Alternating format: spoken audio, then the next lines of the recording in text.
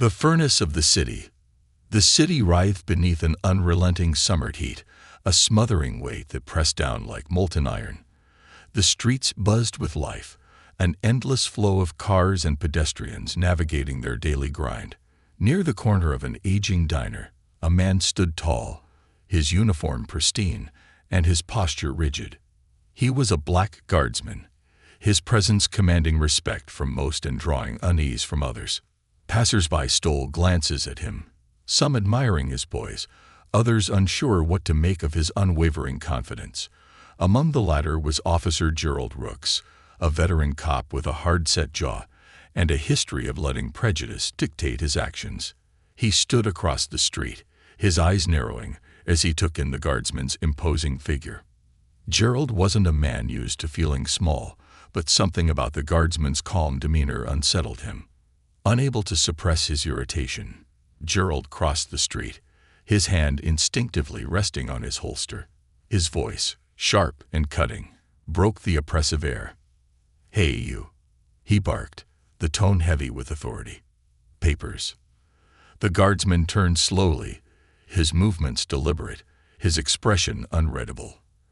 Without hesitation, he reached into his pocket and handed over his ID card.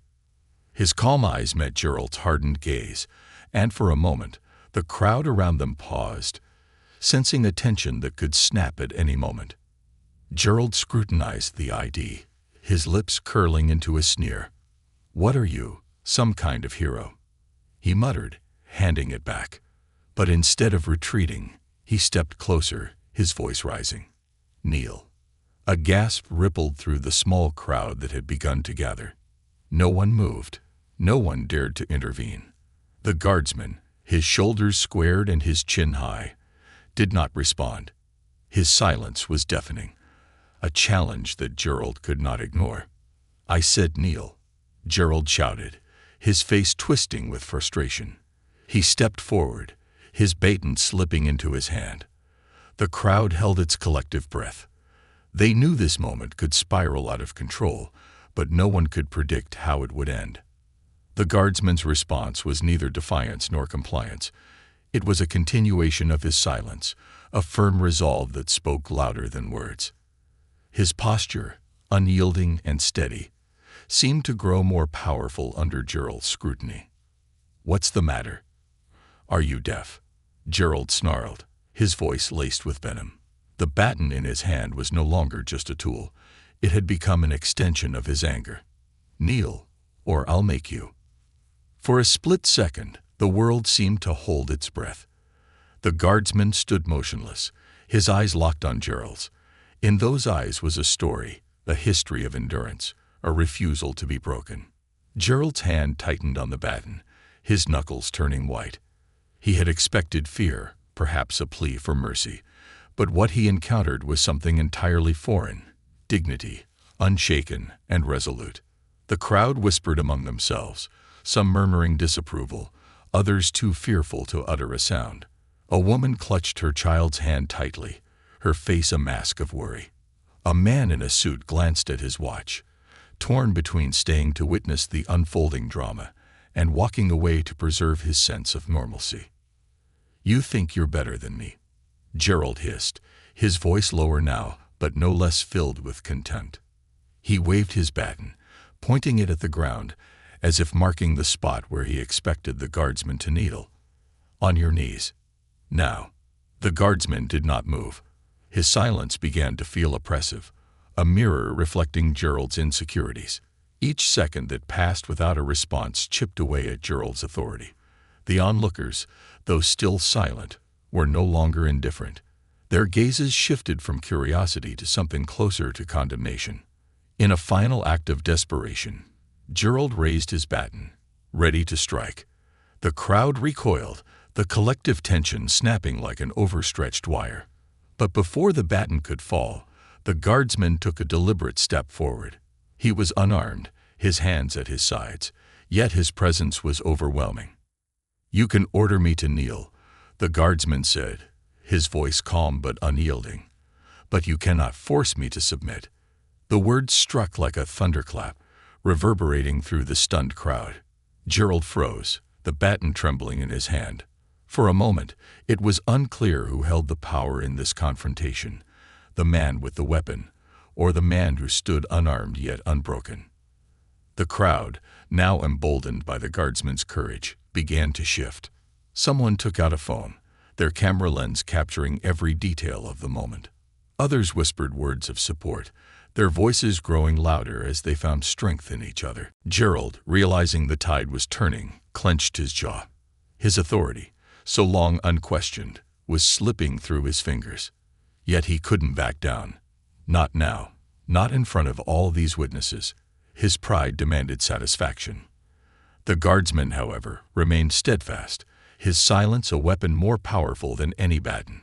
He stood as a monument to resilience, a reminder that true strength lies not in force, but in the refusal to bow to injustice. As the sun bore down on the city, the scene became more than a confrontation between two men. It was a battle of principles, a test of humanity's capacity for courage and cruelty.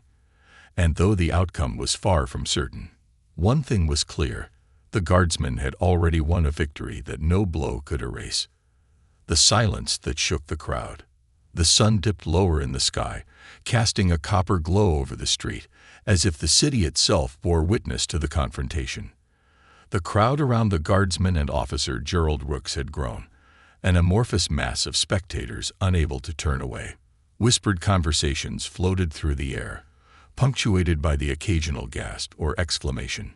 Yet, in the eye of the storm, the guardsman remained still, his silence a monument to his resolve. Gerald's face burned crimson, partly from the oppressive heat, but mostly from the sting of defiance. His hand gripped his baton like a lifeline, his knuckles pale against the dark leather. The guardsman's calmness felt like an affront, a challenge to the very core of Gerald's authority. He had expected compliance, even fear, but instead, he faced a man whose silent strength threatened to unravel him. "You think you're making a point?" Gerald spat, his voice cracking slightly as he stepped closer to the guardsman. "You think this little act of rebellion will matter? Look around. No one here will stand up for you." The crowd's murmur deepened, a ripple of unease that spread outward. While Gerald's words dripped with venom, they also highlighted a harsh truth. Few among the onlookers dared to intervene. Some clutched their phones, recording every moment but unwilling to step forward. Others averted their eyes, hoping the storm would pass without drawing them in. A young man in a hoodie whispered to his friend, "This guy's either brave or stupid. He's gonna get himself killed." His companion nodded, her voice low. "Yeah, but he's standing for something. You don't see that often." Near the edge of the crowd, an elderly woman adjusted her glasses, her hands trembling. She muttered to herself, "He's not just standing for himself. He's standing for all of us." Meanwhile, Gerald's anger reached a boiling point. He swung his baton through the air, the motion more theatrical than practical, as if trying to reassert his dominance. The guardsman didn't flinch. His shoulders remained squared, his gaze fixed on Gerald. That gaze, it wasn't confrontational, but it wasn't submissive either. It was steady, resolute, and it pierced through Gerald's bluster like a blade. "On your knees," Gerald roared, his voice reverberating through the street. "You think this is a game? I'll show you who's in charge." The guardsman tilted his head slightly, his expression impassive. Then, for the first time, he spoke, his voice calm but firm. "Authority isn't about who can shout the loudest or swing the hardest. It's about integrity. You've already lost yours." The words hit Gerald like a blow to the chest. His face twisted into a mask of rage and disbelief. How dare this man, this nobody, challenge him? He stepped closer, his baton raised, but his movements lacked the confidence they once held. The crowd, emboldened by the guardsman's quiet defiance, began to stir. "Leave him alone," a voice called out, breaking the tension. It came from a woman near the front of the crowd, her hands clutching a small child to her chest. Her voice trembled, but the conviction in her words was unmistakable. Gerald snapped his head toward her, his eyes narrowing. "Mind your business, lady." unless you want to join him. The threat hung in the air like a toxic cloud, silencing the murmurs. Yet it didn't quell the growing sense of unrest. More phones were raised, their lenses capturing not just the confrontation, but also the faces of those involved. Gerald felt their stares like daggers, each one a silent accusation. The guardsman, unfazed by the escalating tension, took a single step forward. It was a small movement, yet it carried an undeniable weight. His voice, calm and measured, cut through the noise. "You can try to humiliate me. You can even hurt me. But you'll never break me. Not here. Not ever." The crowd erupted into murmurs again, their whispers louder this time, tinged with admiration and disbelief. Gerald's face contorted as if he were caught between fury and panic. He raised his baton again, the gesture more out of frustration than intent. "You think you're some kind of hero," he snarled. "This isn't a movie. No one's coming to save you." The guardsman didn't reply. He didn't need to. His silence spoke volumes, a refusal to stoop to Gerald's level. Instead, he glanced at the crowd, his gaze sweeping over the faces that now watched with rapt attention. In that moment, he wasn't just a man standing against a corrupt cop. He was a symbol of resistance, a reminder that dignity couldn't be stripped away, no matter how hard someone tried. A teenager near the back of the crowd, emboldened by the guardsman's stance, raised his voice. "Why don't you back off, man? Everyone's watching." Gerald turned sharply, his baton pointing toward the teenager. "You want some of this too? Keep talking, kid." But the damage was done. The teenager's words had sparked a shift in the crowd. They began to press closer, their whispers giving way to voices of support. "This isn't right. Someone needs to stop this. We can't just stand here." The energy in the air transformed, no longer charged with fear, but with a burgeoning sense of solidarity. Gerald could feel it slipping away, the control he once wielded like a weapon. The more the crowd rallied behind the guardsman, the more he felt his authority eroding. The guardsman stood tall, his silence now a roar that drowned out Gerald's threats. He took another step forward, his gaze unwavering. "You can't win this," he said quietly, but his words carried the weight of truth. For the first time, Gerald hesitated. His baton hung limply at his side, and his eyes darted to the crowd. Their stares were no longer passive. They were active, demanding, and judgmental.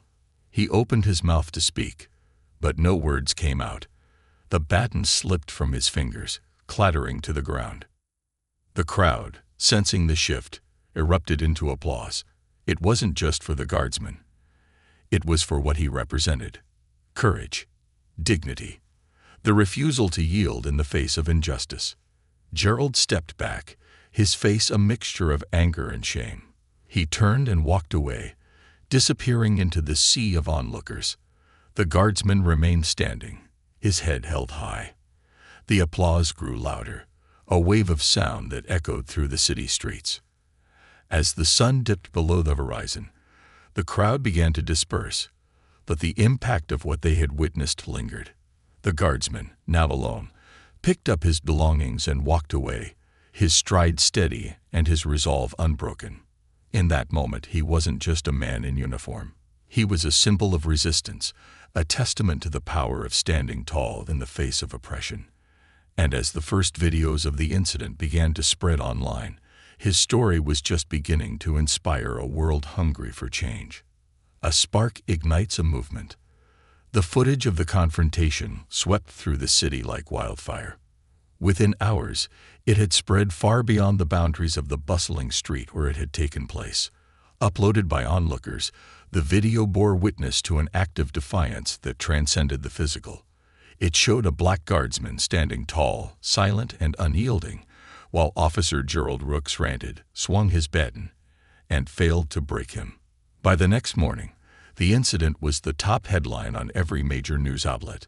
The title varied depending on the source: "Silent Resistance in the Face of Oppression," "Dignity on Trial," or simply, "The Guardsman."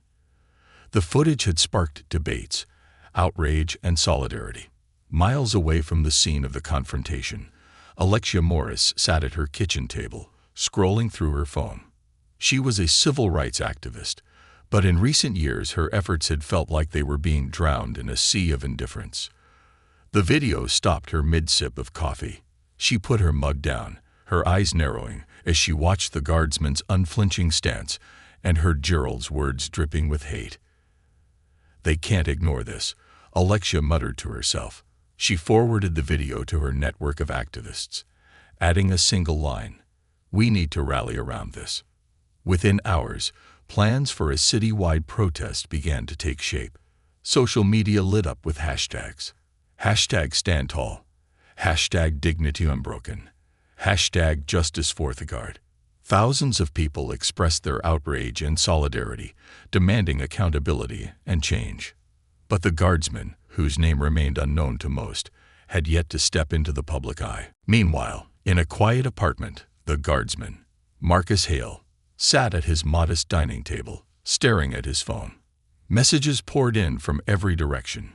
Some were supportive, praising his courage and resilience.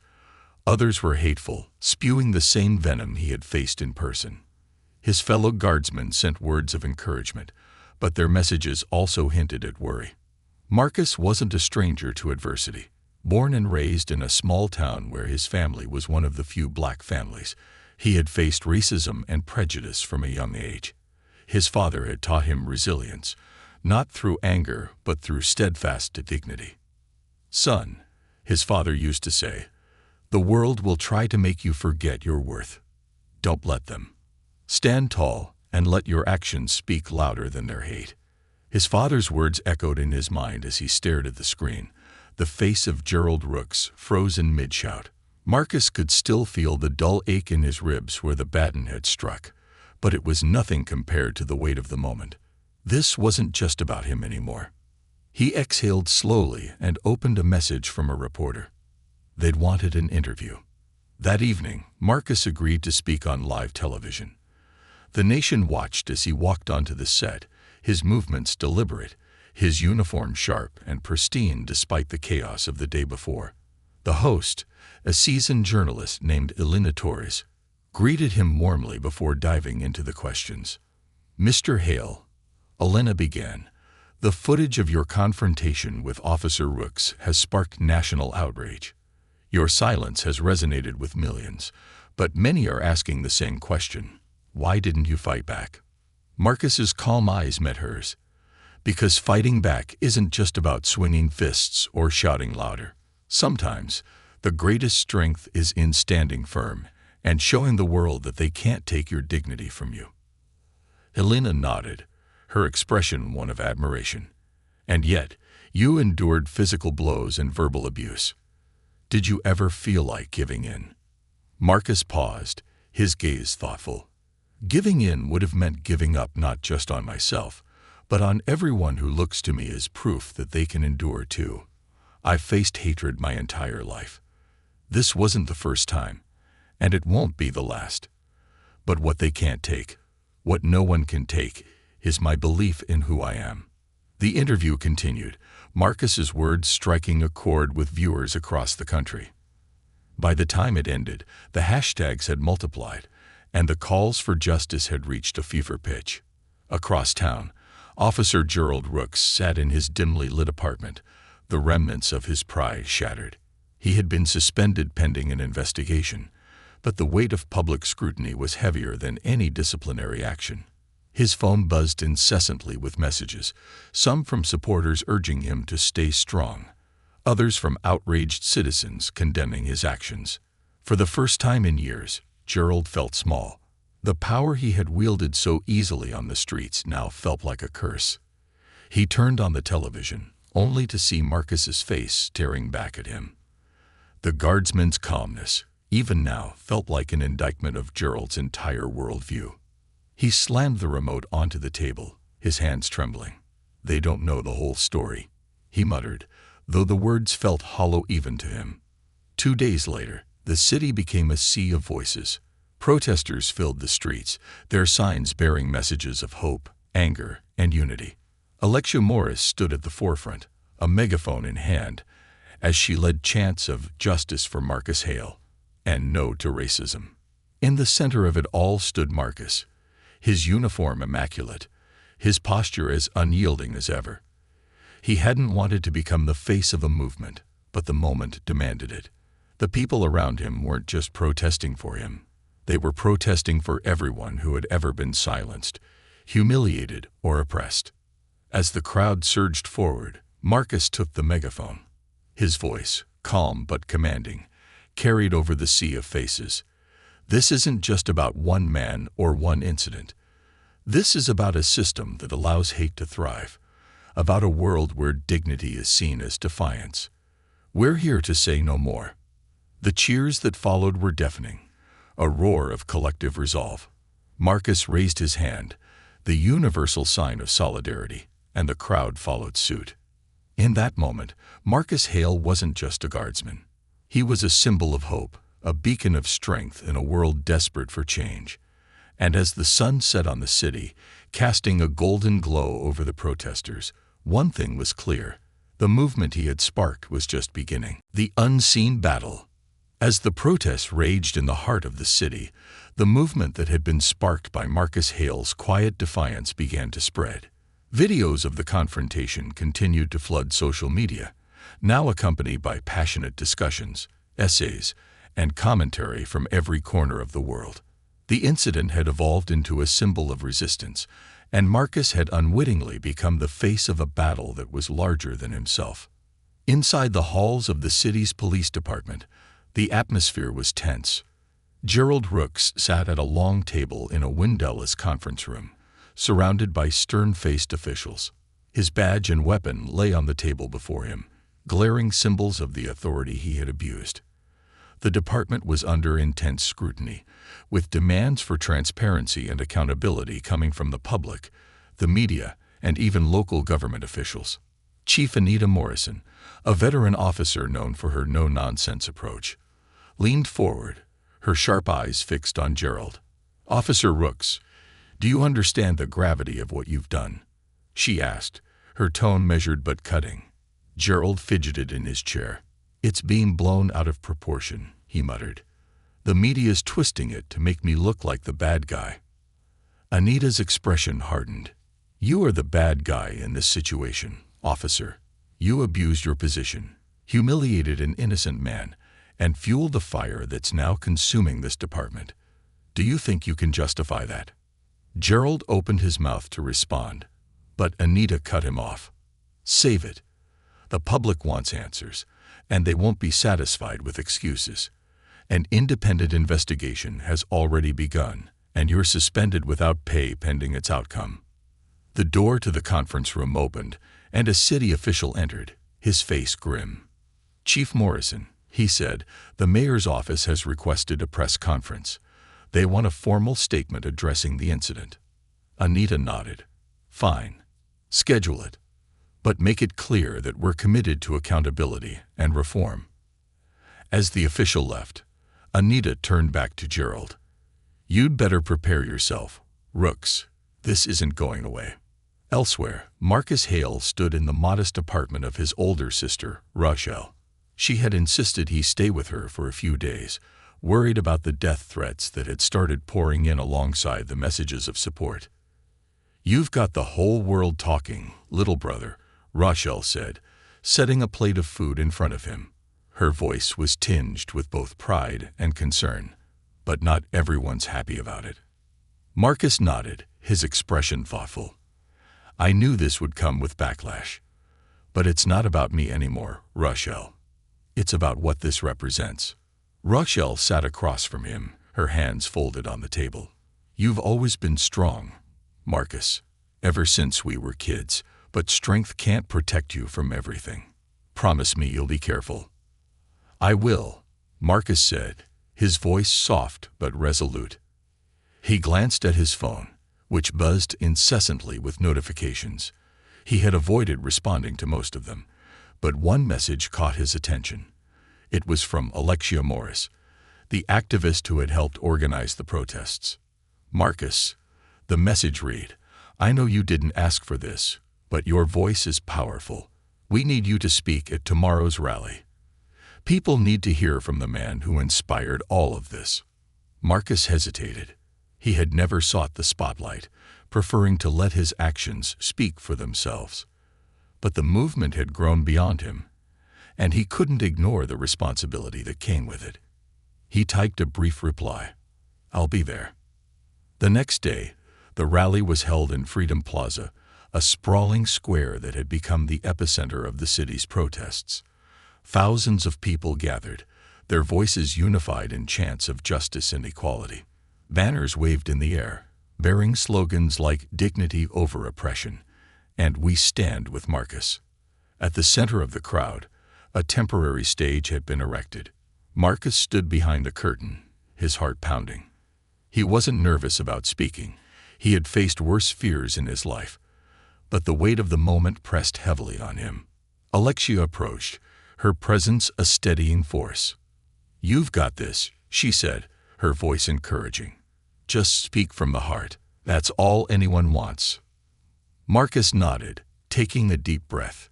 When his name was announced, the crowd erupted into cheers. He stepped onto the stage, the sea of faces before him a testament to the power of collective action. For a moment, he simply stood there, letting the applause wash over him. Then, raising his hand for silence, he began to speak. "I didn't set out to start a movement," he said, his voice carrying easily over the crowd. "I'm just a man who refused to be broken. But this isn't about me. This is about all of us, about the dignity and respect that every person deserves, no matter their background, their race, or their uniform." The crowd cheered, their energy electrifying. When Officer Rooks demanded that I kneel, it wasn't just an insult to me. It was an insult to everyone who has ever been told they don't belong, that they're less than human. And when I stood my ground, it wasn't just for myself. It was for my father, who taught me to hold my head high. For my mother, who faced injustice every day and never let it break her spirit. For every child who needs to see that they have worth, no matter what the world tells them. Tears glistened in the eyes of many in the crowd as Marcus spoke. His words carried the weight of lived experience, and they resonated deeply. I stand here today not as a hero, but as a reminder that silence in the face of hate is not weakness, it is strength. A reminder that dignity cannot be taken, it must be surrendered. And I refuse to surrender.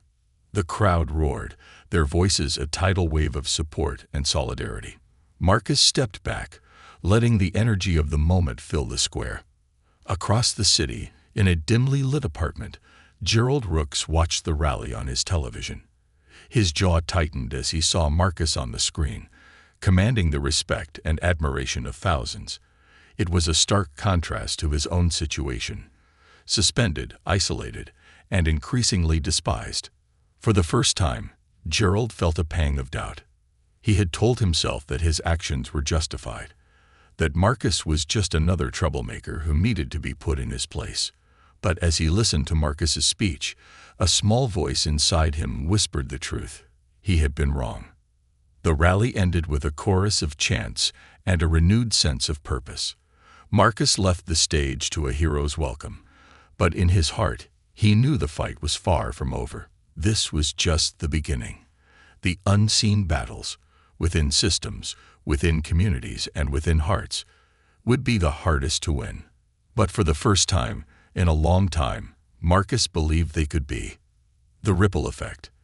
The morning after the rally, the city awoke to a new energy.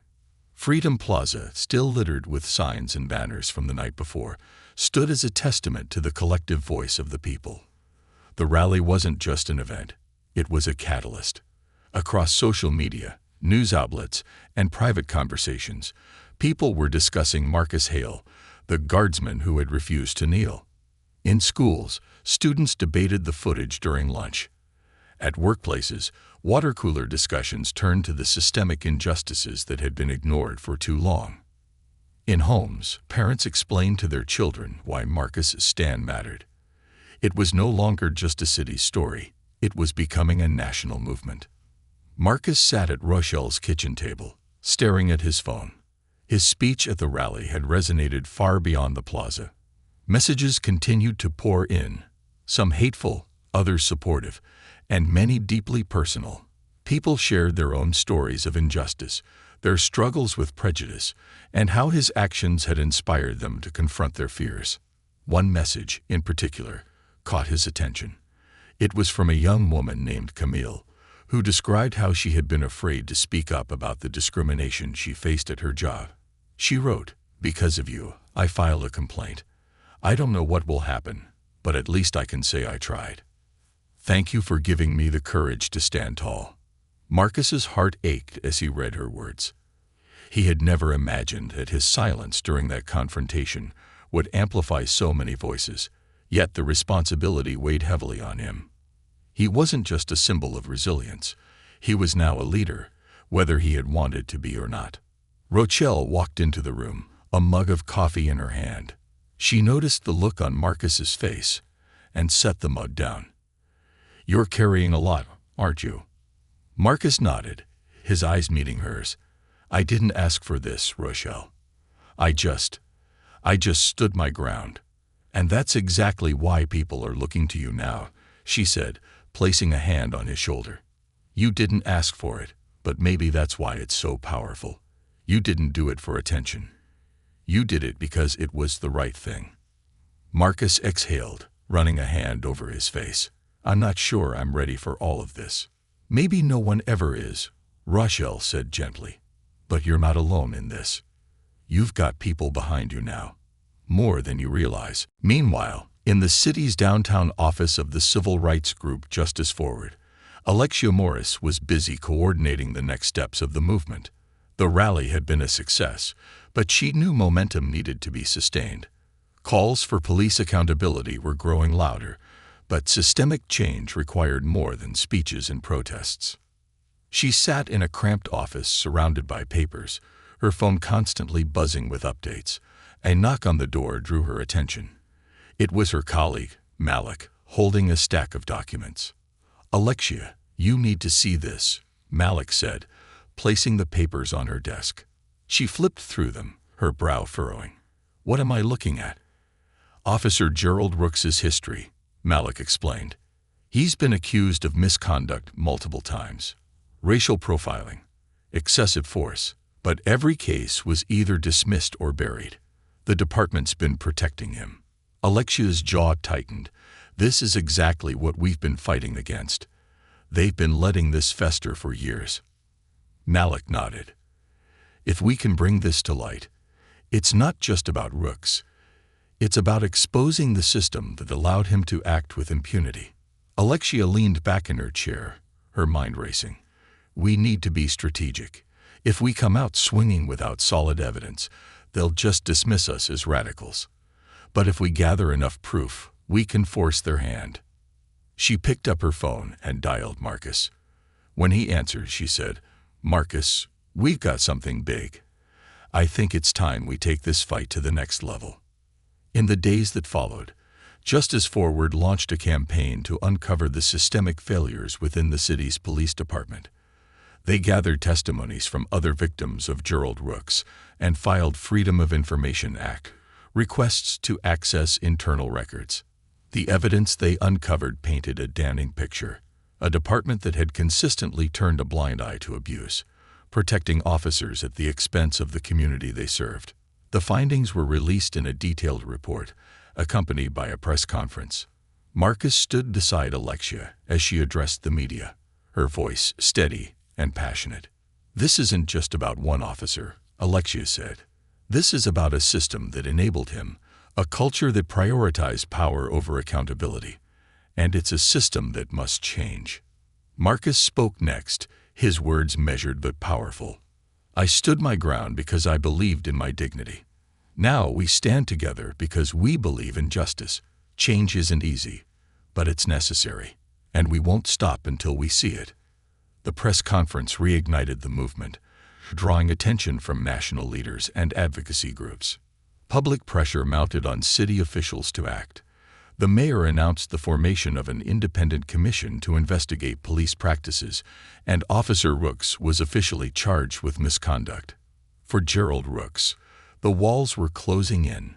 He sat alone in his apartment, the once confident swagger now replaced with fear and bitterness. The media painted him as a villain, his face plastered across screens and headlines. His supporters dwindled, their voices drowned out by the overwhelming call for justice. Late one night, he picked up a bottle of whiskey and stared at his reflection in the darkened window. For years, he had reveled in his authority, convinced of his invincibility. Now that illusion was shattered. A knock at the door startled him. He opened it to find an older man standing there, a former colleague who had retired years ago. "Gerald," the man said, his voice heavy, "you've got to own up to this. The world's watching, and it's not going to let this slide." Gerald scoffed.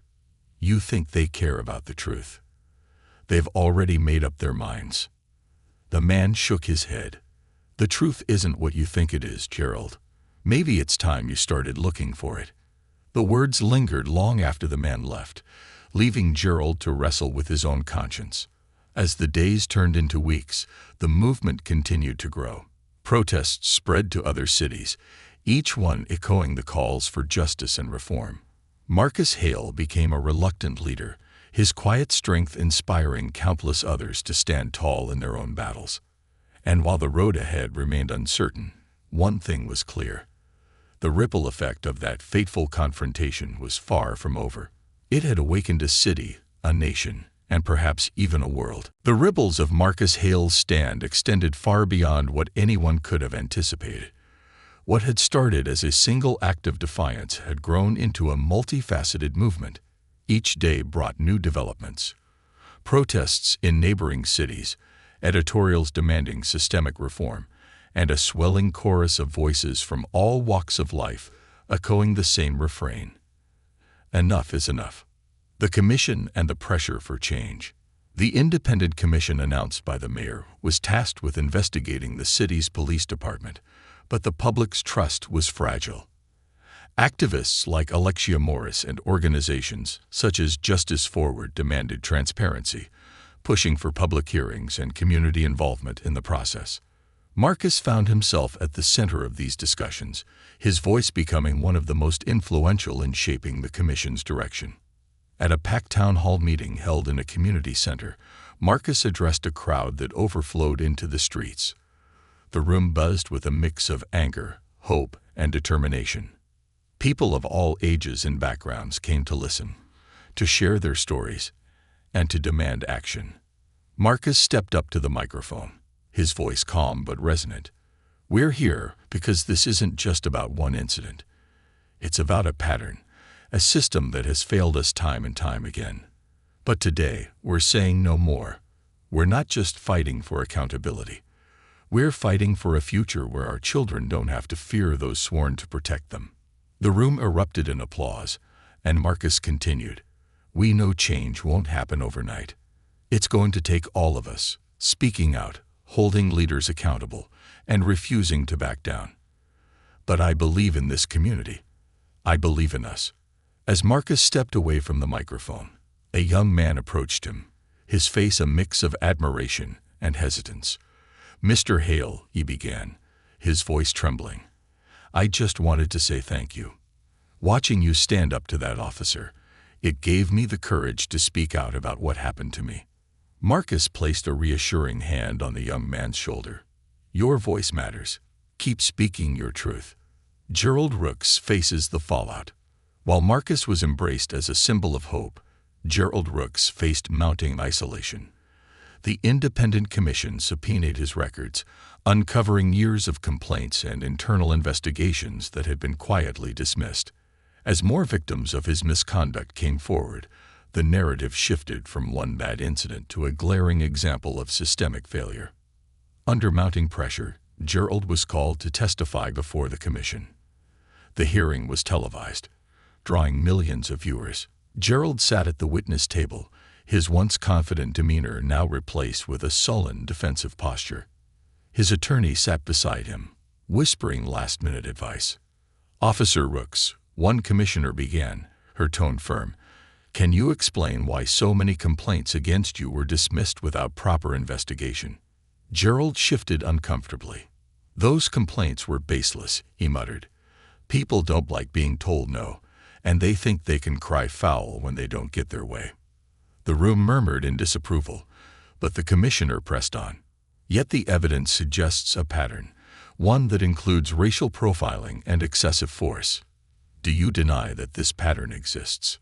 Gerald hesitated. The truth loomed over him like a storm cloud, and for the first time, he faltered. I was just doing my job," he said weakly. The commissioner leaned forward. "And do you believe that doing your job includes humiliating an innocent man on the street? Do you believe it includes the use of violence against those who pose no threat?" Gerald had no answer. His silence was deafening, a stark contrast to Marcus Hale's powerful silence during their confrontation. Marcus Hale's legacy grows. As the commission's hearings progressed, Marcus continued his work within the community. He partnered with Justice Forward to launch initiatives aimed at fostering trust between law enforcement and the communities they served. Programs were developed to train officers in de-escalation tactics, cultural sensitivity, and implicit bias. Marcus believed that while accountability was necessary, the ultimate goal was transformation. One day, Marcus visited a local high school to speak to students about resilience and leadership. Standing in front of an auditorium filled with teenagers, he shared his story, not just the confrontation with Gerald Rooks, but the challenges he had faced throughout his life. "You're going to face moments when the world tries to tell you you're not enough," Marcus said, his voice steady. "When that happens, I want you to remember this. You don't have to shout. You don't have to fight. Sometimes, the strongest thing you can do is stand your ground and refuse to be broken." After his speech, a young girl approached him, clutching a notebook filled with sketches. "Mr. Hale," she said shyly, "I drew this for you." Marcus looked at the drawing, a powerful image of a man standing tall, his silhouette casting a long shadow over a city skyline. Beneath the image were the words, "Strength is silent, but it speaks volumes." Marcus knelt to meet her gaze. "This is incredible," he said sincerely. "Thank you. I'll treasure it." The tides began to turn. Months passed, and the movement showed no signs of slowing down. The commission's findings led to sweeping reforms within the police department, including the dismissal of several officers who had been protected by the system for years. Gerald Rooks faced criminal charges, and his trial became a focal point for discussions about justice and accountability. But the impact of Marcus Hale's stand extended far beyond the courtroom or the commission's findings. His message of resilience and dignity inspired similar movements in other cities, sparking conversations about systemic change on a national level. One evening, as Marcus walked through Freedom Plaza, he paused to take in the sight before him. The once busy square had become a space for reflection and action, its walls adorned with murals depicting scenes of resistance and unity. Among them was a new mural of Marcus himself, standing tall against a backdrop of clenched fists raised in solidarity. Rochelle joined him, slipping her arm through his. "You've done something amazing, Marcus," she said softly. Marcus shook his head. "I didn't do this alone. It's all of us." As they stood there, the plaza alive with the hum of activity, Marcus knew that the fight was far from over. But for the first time in a long time, he felt hope, not just for himself, but for a future where no one would ever have to kneel again. A new horizon. The trial of Gerald Rooks had become a national spectacle. News outlets from across the country descended on the city, their cameras trained on the courthouse steps. Protesters gathered daily, their chants echoing through the air, mingling with the determined voices of activists and community leaders. The movement sparked by Marcus Hale's silent defiance had reached a critical juncture. Justice would either take a step forward or falter under the weight of old systems. Marcus Hale sat in the gallery of the courtroom, his expression calm but resolute. The weight of the moment wasn't lost on him. This trial wasn't just about one man's misconduct. It was about dismantling a culture of impunity that had thrived for far too long. His presence in the courtroom was both symbolic and personal, a reminder that dignity could not be silenced. The trial begins. The prosecution opened with a series of damning testimonies. Victims of Gerald's misconduct recounted their experiences, their voices quivering with emotion as they described the fear and humiliation they had endured. Each story added another layer to the portrait of a man who had used his badge as a weapon, not a shield. One witness, a middle-aged man named Derek, described being stopped by Gerald for no apparent reason. "He told me I didn't belong in that neighborhood," Derek said, his voice cracking. "I was just walking home. But he shoved me against a car and searched me like I was a criminal. When I asked why, he said, 'Because I can.'" The courtroom murmured in disapproval, the words cutting through the air like a blade. When it was Marcus's turn to testify, the room fell silent. He stepped to the witness stand, his uniform crisp, his presence commanding. As he recounted the confrontation, his voice was steady. "I stood my ground that day because I refused to let anyone strip me of my dignity," Marcus said. "I wasn't just standing for myself.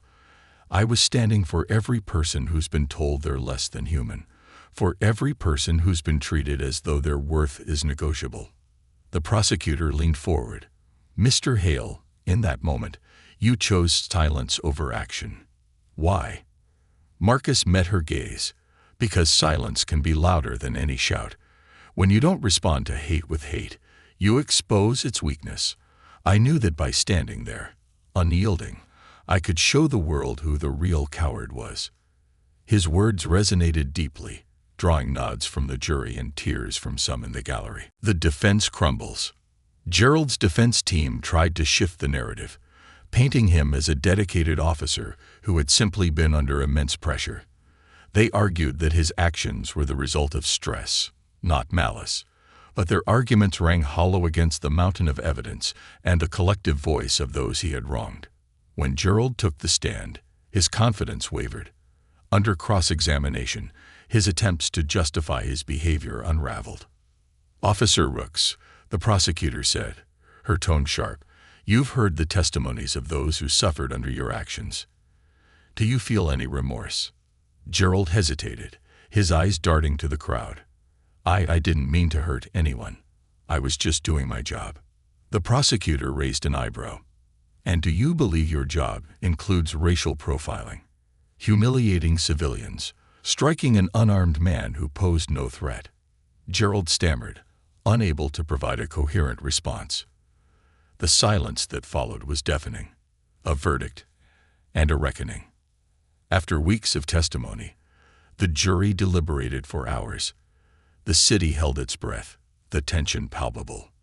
When the verdict was announced, guilty on multiple counts of misconduct and abuse of power, a wave of relief swept through the courtroom and the streets outside. As Gerald was led away in handcuffs, his head hung low. For the first time, the weight of his actions seemed to register. The crowd outside erupted into cheers, their voices a triumphant declaration that justice, while delayed, had not been denied. Marcus stood quietly in the gallery, his emotions a mixture of satisfaction and resolve. This was a victory, but it wasn't the end. Building a future. In the months that followed, reforms swept through the city's police department. New leadership was appointed, and policies were enacted to ensure greater accountability and transparency.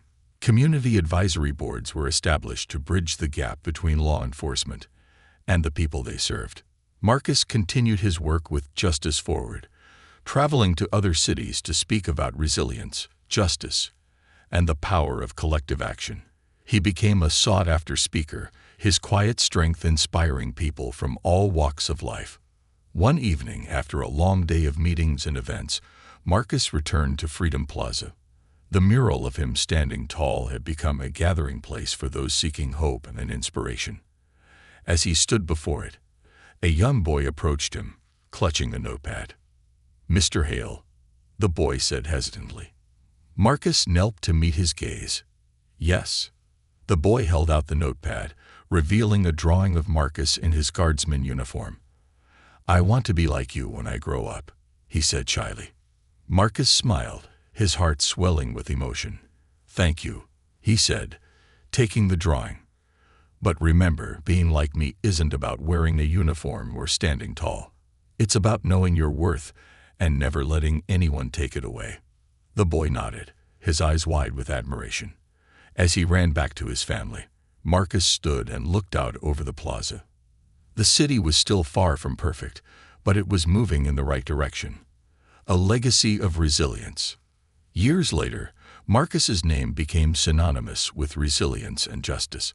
Schools taught about the movement he had inspired, and his story became a beacon of hope for those facing adversity. Though he never sought fame or recognition, Marcus accepted his role with humility, using it to uplift others.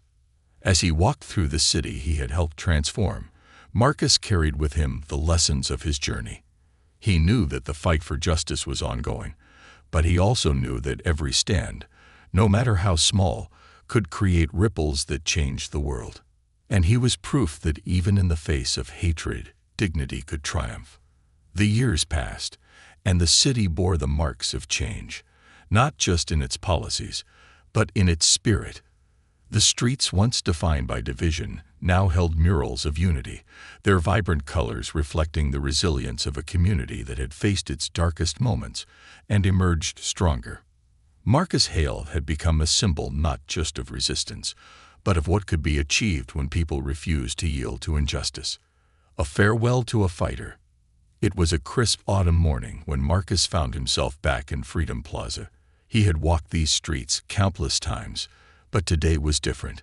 Today, he was here not as an advocate or a symbol, but as a man ready to pass the torch. The plaza was filled with familiar faces, activists, community leaders, and citizens who had stood with him through the years. A stage had been set up, and Marcus was the guest of honor. The crowd hushed as he stepped up to the microphone, his frame still imposing but softened by time. He looked out at the sea of faces, his heart swelling with gratitude. "I stand before you today," he began, his voice steady, not as a leader, but as a reminder. A reminder that change doesn't come from one person. It comes from all of us. From every voice that refuses to stay silent, from every hand that reaches out to help, from every heart that chooses courage over fear. The crowd erupted into applause, but Marcus raised his hand, signaling for silence. The fight for justice is not over. It never will be. But that's not a reason to despair. That's a reason to keep going, to keep pushing, to keep believing. He paused, his gaze sweeping over the crowd. "I've spent my life standing tall, not because I'm special, but because I had people who taught me that dignity is worth fighting for. And now it's time for me to step back and let the next generation lead. Because I see something in you, in all of you, that gives me hope. And that hope is stronger than any hatred we faced." The crowd roared, their cheers echoing through the plaza. Marcus stepped back from the microphone, his heart full. He had said what needed to be said. The rest was up to them. The next generation. As the years rolled on, Marcus continued to mentor young leaders, sharing his wisdom and experiences. He watched as new voices rose to prominence, each one carrying the movement forward in their own way. Among them was Camille, the young woman who had once written to him about finding the courage to speak out. Now she was an activist in her own right, leading initiatives to address systemic inequality and empower marginalized communities. One evening, Camille visited Marcus at his modest home on the city's outskirts. They sat on the porch, the sun setting in a blaze of orange and gold. "You know," Camille said, her voice thoughtful, "everything I've done, I owe to you. You showed me what it means to stand tall." Marcus smiled, his gaze distant. "I didn't show you anything you didn't already have inside you. I just reminded you it was there." Camille nodded, her eyes shining with determination. "Well, you'll be glad to know we're not stopping anytime soon." Marcus chuckled, the sound deep and warm. "Good. The world needs people like you." A final act of defiance. One morning, years later, Freedom Plaza was filled once more, this time for a memorial. Marcus Hale had passed away peacefully in his sleep, leaving behind a legacy that would endure for generations. The city declared a day of remembrance, honoring the man who had stood firm in the face of hatred and inspired a movement that changed the course of history. Thousands gathered to pay their respects, their voices a chorus of gratitude and love. At the center of the plaza stood a new statue, crafted in Marcus's likeness. It depicted him in his guardsman uniform, standing tall and proud, his gaze fixed forward. Beneath it was a simple inscription: "Strength is silent, but it speaks volumes. Stand tall, always." As the crowd looked up at the statue, many felt a renewed sense of purpose. Marcus's legacy was not confined to history books or statues. It lived in their hearts, in their actions, and in the change they continued to fight for. And so, the story of Marcus Hale became more than a tale of defiance. It became a blueprint for resilience, a testament to the power of standing tall, even when the world tries to bring you to your knees. His voice, his silence, his strength, they were woven into the fabric of a better future.